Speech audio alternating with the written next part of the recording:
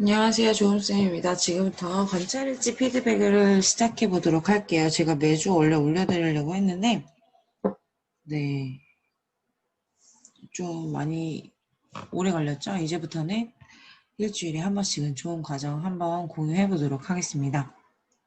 영어 관찰일지 한번 살펴보고 어떤 식으로 작성을 하면 좋을지 얘기를 나눠보도록 하려고 해요. 우리 선생님들 각 어린이집에서 관찰일지를 작성하고 계실 때인데 평가지에서는 월일의 기록을 하세요라고 최소의 기준을 제안을 했고요. 최소의 기준이기 때문에 2회를 작성하든 3회를 작성하든 상관은 없지만 한 번을 작성하시더라도 놀이나 일상, 활동에 대해서 고르게 작성되는 것이 가장 중요합니다. 그래서 교사가 계획한 활동에 대한 내용만 기록되지 않도록 유의해 주시면 좋을 것 같습니다. 오늘 같이 살펴볼 관찰일지의 내용은 여기 표준보육과정에 대한 내용이에요. 표준보육과정에 대한 내용이고요. 우리 지금 같이 한번 살펴보도록 할게요. 오전 자연놀이 시간에 유나라는 친구의 관찰일지인가 봅니다. 인형을 껴안고 교실을 뛰어다닌다. 여기 뛰어다닌다라고 되어 있는데요.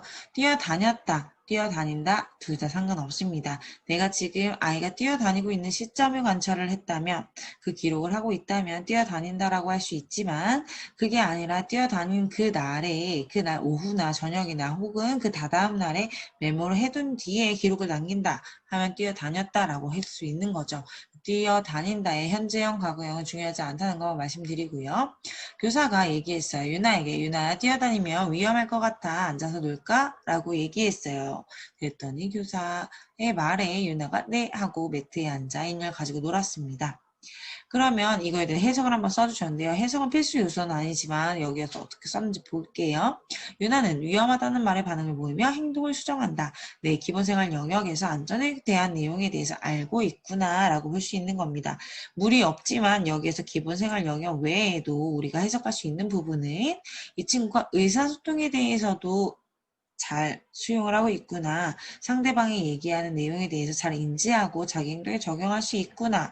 사회관계에 대해서도 긍정적으로 인식하고 있구나 라고 할 수 있는 겁니다. 기본생활 영역에 대해서 작성을 했지만 이 내용은 의사소통 영역과 사회관계 영역에도 해석이 될 수 있는, 같이 해석이 될 수 있는 내용이다 라고 할 수 있습니다. 그러니까 월일의 기록을 하라라고 하지만 우리가 어떤 에피소드를 적었을 때 정말 딱 하나의 영역에 국한되는 게 아니라 여러 가지 영역에 연계돼서 융합이 돼서 반응을 볼 수 있다라는 내용을 알려드리고 싶었습니다. 4월 14일 이렇게 해서 날짜 작성해 주시는 거 매우 중요하고요. 등원을 하던 유나의 모습이에요. 손가락으로 무릎을 가리키며 뛰어오다가 넘어졌어요. 밴드 붙여주세요. 하고 이야기했어요. 자기의 의사 표현을 정확하게 할 수 있어요. 눈앞에 보이는 경험과 관련된 말을 잘하며 반응을 잘한다. 라고 여기 해석은 되어 있는데 요거는 사실은 잘못된 해석이라고 볼 수 있어요. 왜냐하면 이 아이는 등원을 하다가 자신의 상황에 대해서 설명을 할 수 있었고 상대방에게 자신이 필요한 내용을 요구할 수 있다라는 해석이 더 적합하겠죠. 눈앞에 보이는 경험이 아니라 직접 경험한 경험이고요. 관련된 말을 잘했어요. 그리고 반응을 한 부분에 대해서는 나오지 않았어요. 이 교사가 작성했을 때에는 자신이 있었던 경험에 대한 반응을 그 다음 대응을 요구를 했다라는 뉘앙스인 것 같은데요. 여기서 다시 말씀드렸던 것처럼 눈앞에 보이는 경험이 아니라 자신이 직접 경험한 경험에 대해서 표현할 수 있으며 상대방에게 자신이 필요한 부분에 대한 요구를 정확하게 할 수 있다라고 해석할 수 있습니다. 다음 볼게요. 5월 11일의 모습이에요. 유나는 서우 친구인가 봐요. 손을 잡고 유나는 서우가 좋아. 서우랑 손잡을래? 라고 말을 했어요. 같은 반 영화와 함께 지내는 것을 경험해 보았더니 좋아하며 좋아하는 것을 표현을 잘한다. 네, 이게 우리 선생님들이 어려운 부분이 뭐냐면 관찰된 내용만 쓰셔도 괜찮거든요. 근데 해석을 쓰거나 평가를 쓰라는 원의 기준이 있어요. 그래서 다시 한번 작성을 하시게 되는데 이걸 가지고 평가를 하진 않아요. 다행히 해석을 가지고 평가를 하진 않지만 제가 한번 더 좋은 예를 들어볼게요. 이 해당 영유아 유나는 자신의 감정에 대한 표현을 정확하게 할 수 있고 호감을 보이는 것에 대해서 구체적인 행동으로 이야기할 수 있다. 의사소통과 상대에 대한 긍정적인 인식에 대해서 하는 거예요. 같은 반 영화와 함께 지내는 것을 경험해 보았더니 이 부분은 해석이 아니에요. 그냥 경험을 했던 내용에 대해 1학기에 충분히 당연히 했었어야 되는 그런 내용이고 충분히 경험을 했을 수밖에 없던 내용이기 때문에 해석의 개념이 아니고요. 해석이라는 것은 이 아이의 행동을 보고 유추할 수 있는 어떤 평가의 내용을 얘기합니다. 이 아이의 행동을 보고 우리는 경험했던 것을 유추할 수 있는 게 아니라요. 경험을 한 건 당연히 그 이유가 되는 내용이고요. 이 아이의 행동은 서로와의 어떤 관계가 있었는지 만약에 그 부분을 해석을 했다면 그걸 써주시는 거고요. 굳이 불필요한 내용이기 때문에 자신이 좋아하는 것을 표현할 수 있다. 자신이 좋아하는 상대방에 대한 본인이 원하는 말을 표현할 수 있다. 상대방에 대해서 긍정적으로 인식하고 있다. 본인이 좋아하는 친구와의 관계에 대해서 별도의 표현을 할 수 있다라고 작성을 해주시면 될 것 같습니다. 내가 입고 싶은 옷을 입혀요 라는 교구를 하던 자연탐구 영역에 대한 내용을 볼게요. 6월 9일 유나가 입고 온 옷 색깔을 말하면서 교사에게 보여주었어요. 유나는 여기 빨간색 옷처럼 반팔 빨간색 옷이랑 바지 입었어 라고 얘기했어요. 뭐 존대를 하던 반말하던 상관이 없어요. 아이가 하던 그대로 기록을 해주시는 거니까요. 이 아이는 내가 입고 온 옷과 이 교구의 특성에 대해서 이 관계성을 알고 표현할 수 있어요. 그러니까 이 아이에 대해서 우리 교사분이 해석한 내용은 유나는 굳이 안 써도 괜찮아요. 이건 유나의 관찰 일지니까요. 교구에 보여진 옷들을 보면서 각고 다름에 따라 구분할 줄 안다 라고 되어 있어요. 교구에 보여진 옷들이라고 하지 않아도 괜찮고요. 사물의 특성에 대해서 각고 다름에 대해서 구분할 수 있다. 사물의 세계에 대해서 정확하게 구분할 수 있다. 사물의 색에 대해서 인지하고 있다. 네, 이런 식으로 표현을 할 수 있겠지요. 여기서 반팔이라는 표현을 했기 때문에 길고 짧음에 대해서도 인지하고 있다라고 같이 해석할 수 있겠죠. 네, 이런 식으로 해석해 주시면 되겠습니다. 네, 그 다음 거 한번 또 보도록 할게요. 여기 신체운동 영역을 볼게요. 신체운동 영역에서 우리 유나가 어떻게 했는지 한번 살펴보도록 하겠습니다. 유나가 어떻게 했나요? 꼬리잡기 활동을 했대요. 신체 활동 중에 하나예요. 여기서 하나 얘기 드리고 싶은 건 이렇게 우리가 영역에 대해서 구분을 해요. 그렇죠? 이게 자유놀이랑 연결이 되잖아요. 그렇다고 해서 꼭 자유놀이와 그 관찰의 영역이 동일할 필요는 없어요. 신체운동 영역이라고 해서 꼭 신체활동에 대한 내용을 써야 되는 게 아니라 바깥놀이의 영역도 가능하고요. 또 다 역할 쌓기에서 만약 신체운동이 활발했다. 아니면 끼적이기 활동에서 소근육 활동이 활발했다라고 하면 신체 운동에 다 들어갈 수 있는 거예요. 이 영역의 개념에 대해서 너무 어렵게 생각하지 마시고 우리 아이들이 일상이나 놀이나 활동을 했을 때 이게 만약에 그 표준교육과정이나 개정놀이 과정의 영역과 연결이 된다면 그걸 어떻게 쓰시던 상관이 없는 거예요. 요거 이해하시고 꼬리잡기 활동을 하면서 유나는 친구의 꼬리를 잡고 뛰려고 한다. 이게 신체 운동의 내용이겠죠. 유나에게 너무 강한 힘으로 친구의 꼬리를 잡으려고 할 경우 다칠 수 있다고 말해주자 유나는 행동을 수정하고 천천히 걸어본다. 요거 두 개가 신체 운동의 얘기예요. 그럼 유나는 대근육 조절을 어려움 없이 잘하며 이 어려움이라는 이게 주관적일 수 있어요. 주관적. 죄송해요. 요런 원단의 글씨는 죄송합니다. 주관적일 수 있습니다. 요거에 대한 피드백 파일은 저희 채팅방에 공유하도록 할게요. 대근육 조절을 할 수 있으며 팔, 다리, 허리 등의 움직임을 조절한다. 네, 요 내용은 여기서 보여지진 않지만 유추할 수 있구나라고 살펴볼 수 있는 거예요. 하나 더 살펴볼게요. 여기 신체 운동에 대해서만 작성을 했지만 우리가 볼 수 있는 게 뭐냐면요. 교사의 얘기에 대해서 이 아이가 유나가 대응을 했어요. 의사소통에 대해서 가능한 거죠. 네. 사회관계, 친구에 대해서 인식하고 친구와의 놀이를 즐겁게 참여했어요. 사회관계까지 가능한 겁니다. 내가 신체운동 영역에 대해서 관찰하고자 해서 작성을 했지만 이 부분이 비단 신체뿐만 아니라 다른 영역에도 융합돼서 관찰되고 평가될 수 있다라고 판단할 수 있는 겁니다. 네, 이렇게 보시고 마지막으로 예술경험 보도록 하겠습니다. 기찻길에 바닥을 제공해 주었어요. 이게 교사가 수업을 의도했다라는 내용을 보여주지 않도록 한번 체크해 주시고 칙칙폭폭땡이라는 언어를 표현하며 리듬감을 주고서 탐을 모습을 볼 수 있었어요. 교사가 기차 놀이를 틀어주었더니 따라 불렀어요. 따라 부른 모습까지도 예술 경험입니다. 그치요?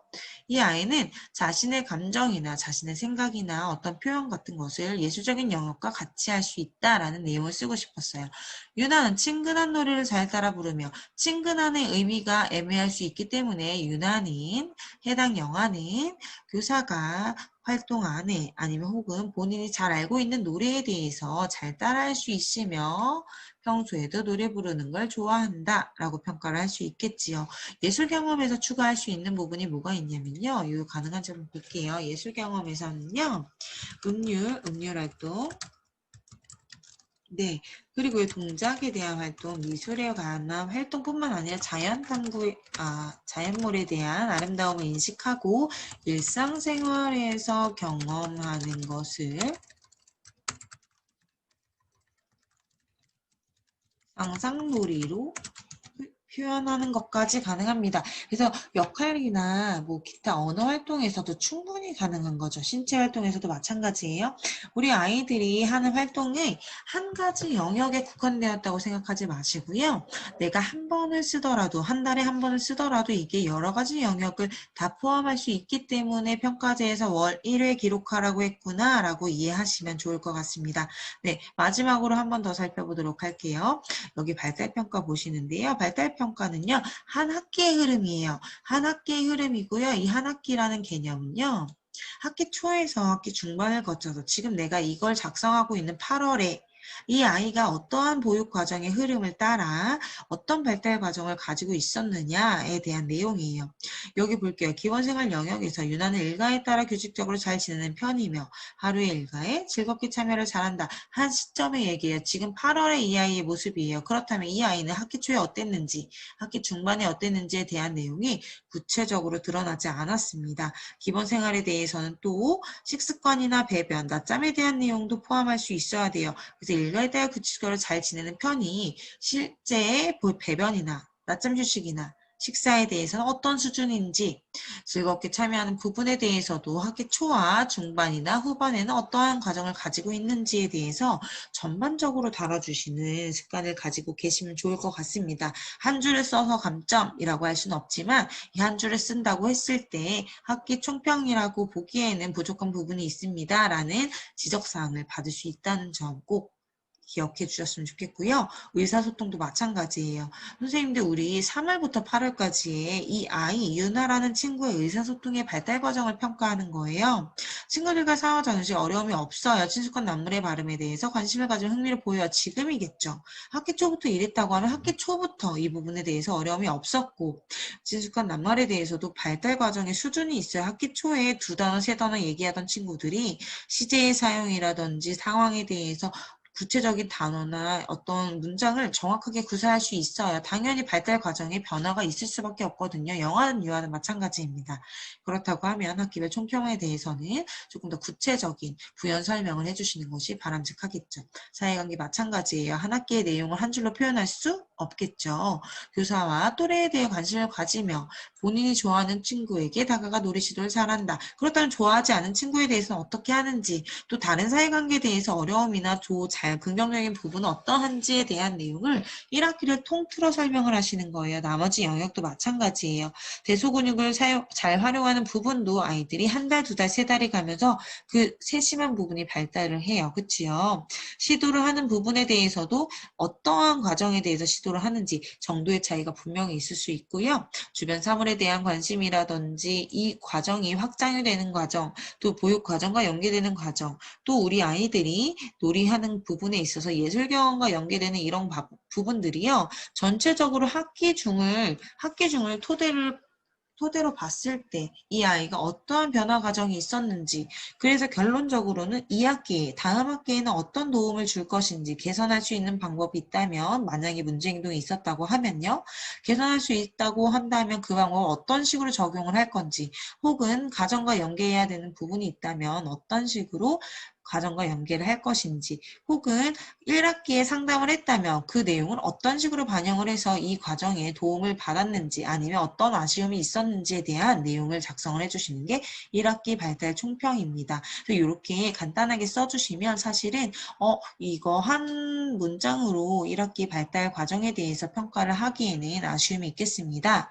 네, 좀 더 부연 설명해 주세요. 이 과정으로 충분히 한 학기에 3월부터 8월까지의 관찰 일지를 통틀어서 설명할 수 있는 근거가 되기는 어렵습니다. 라는 말씀을 들을 수 있을 거예요. 그래서 우리 선생님들 아까부터 지금까지 본 것처럼 3월, 4월, 5월, 6월, 7월, 8월까지 관찰 일지의 내용은 있는 사실 그대로 작성을 해주시되 다양한 영역에 대해서 같이 해석을 할 수 있다라는 부분을 생각해 주시고, 발달평가의 내용은 조금 더 구체적으로 학기를 통틀어서 한 학기 전반의 내용을 기록할 수 있는 그런 내용으로 작성을 해주시면 좋을 것 같다라고 말씀을 드리고 싶습니다.